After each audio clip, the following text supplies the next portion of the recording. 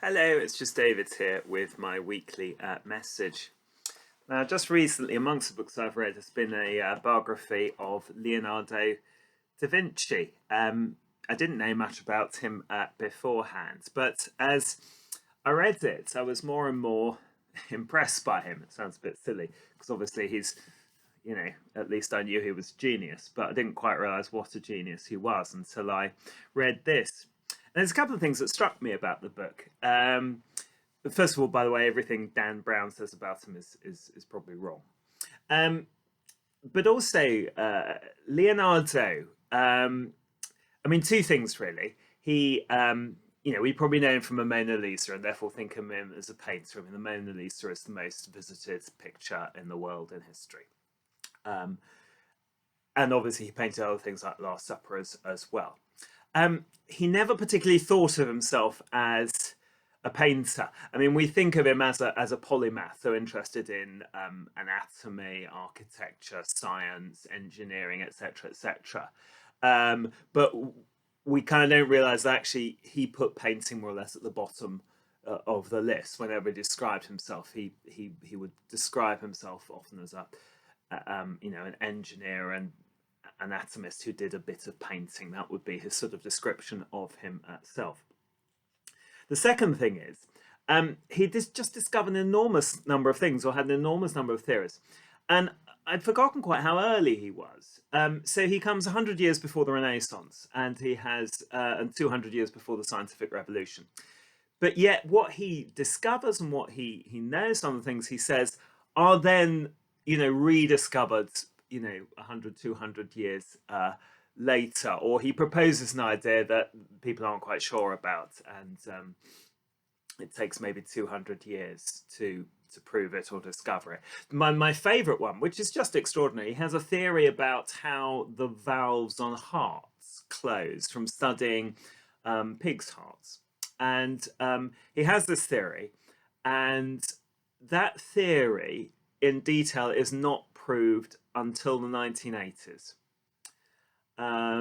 So that is getting on for 500 years after he first proposed this theory. And it's only then that they get the very, very detailed scans of the blood moving through the heart that proves that Leonardo was right. It's just extraordinary. I mean, in our living memory, one of his theories has been proved correct. Extraordinary. The reason I say all this is, of course, he had particular views about perspective, which I was interested in, and I just want to talk about perspective. And you'll see this does have a kind of religious theme at the end of it. So perspective. So the study of perspective does come in before Leonardo, just before him. And indeed, what you might call sort of perfect photographic perspective is basically pretty much cracked. If you sit down somebody and put a picture in front of them, the kind of rules for producing something which make it look exactly as it would be in real life are just about known by the time you get to Da Vinci. So you think that's fine.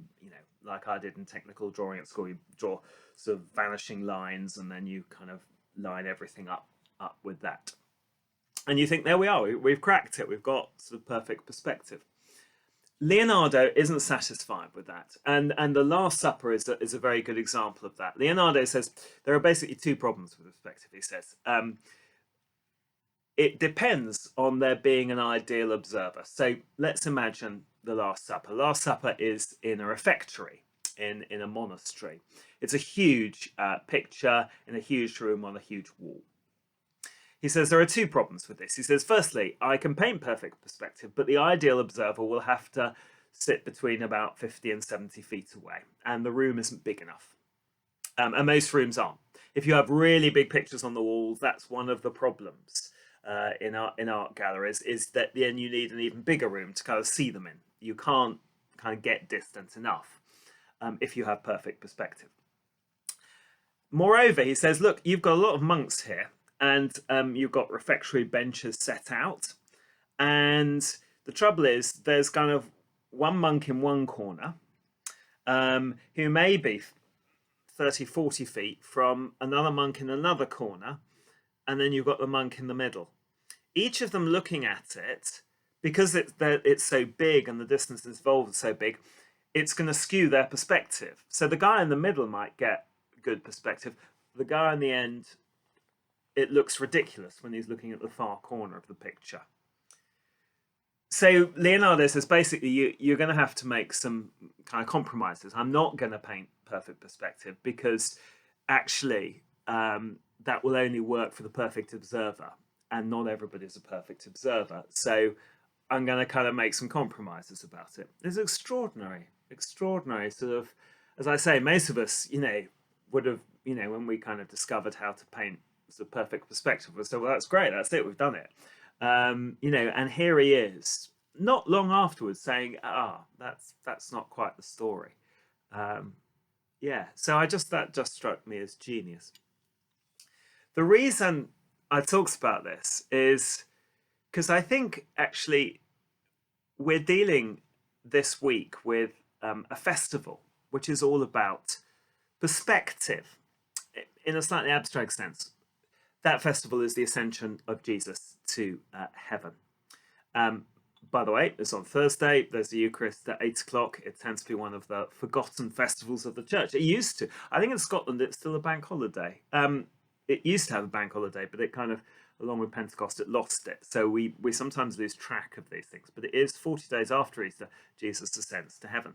Now, of course, we use that word ascension to indicate somebody sort of going upwards in a cloud. And that can sometimes be a bit, not unbelievable, but give a slightly odd picture in our minds. I mean, in the Bible, in Acts, it just says he disappeared from our sight or disappeared into a cloud,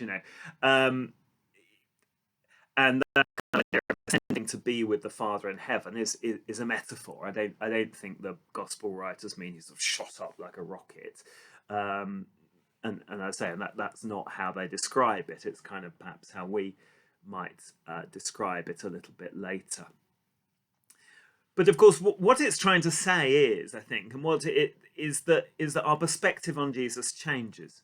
Now, of course, that's the interesting thing about the word perspective. We can mean a picture, literally, the perspective on that picture looks good, or the perspective in that picture is all wrong. But we also use it in a kind of metaphorical sense, don't we? So we say, I needed to put events in perspective, or, looking back, putting things in perspective. And so we use a visual metaphor about, looking back at something, or looking forwards to something, or getting something in the right perspective. And we use that all the time, metaphorically. We don't notice it. So when it says, Jesus ascended into heaven, it's not remarkably saying, well, the remarkable thing is he shot up like a rocket. What is it saying is he changed places, if you like. He goes to be with the Father in heaven. And therefore, in perspective, we have a different view of him. And I think that's what happens. And that's, one of the puzzles for the apostles and the first Christians, that they've known Jesus as a human being. That's the perspective, if you like, they've had on him. He has been walking around with them, he's shared meals with them, he's taught them, he's been like a rabbi, he's been like somebody they know. Now he's gone through this extraordinary change. He's died, he's risen, and now he's ascended to be with the Father. And each of those is a real change of perspective in every sense. And of course, it's changed their view of him.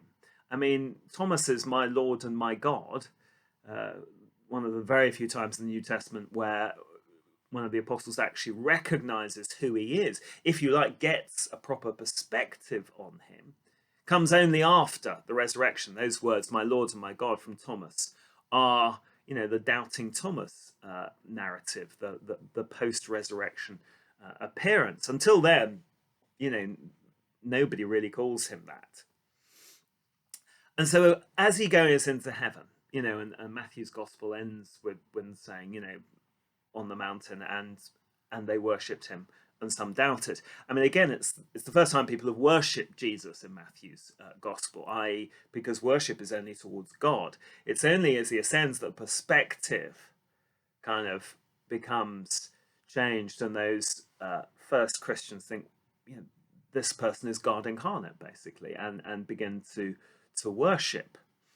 So I think really, yes, the Ascension is that festival that marks for those first Christians, you know, the friendly, wonderful rabbi who they knew and loved, certainly, to somebody who is this cosmic figure, who is, if you like, and we'll think about this a bit more in a couple of weeks' time, the second person of the Trinity, you know, God incarnate, reigning in majesty from heaven. Very difficult, very, very different from the bloke they knew, kind of, you know, wandering around with them in one sense, you know, dressed very humbly, living a very humble lifestyle. He is now the great king in glory. So all those things about perspective, I think, I do think Ascension ought to be sort of renamed the festival of a renewed perspective on Jesus. I mean, it's not a terribly catchy title, it must be said, but I think that's what this idea of him going from us means. It isn't a sort of magic trick that he's got a sort of jetpack on his back. I mean, that's the least interesting aspect, really. The more interesting is saying, you know, as we stand back from Jesus's life, as we look at the whole, from Christmas through Easter to the Ascension, as we look through all of that, what do we make of him? Who is he? And that's the question that the disciples are just beginning to grapple with. It's not all laid out in the Gospels. It is now when they stand back, they get that perspective, a bit like standing back from a great painting and say, yes, now I get it, now I see it. And that's what's happening at Ascension, which is this Thursday. Thank you.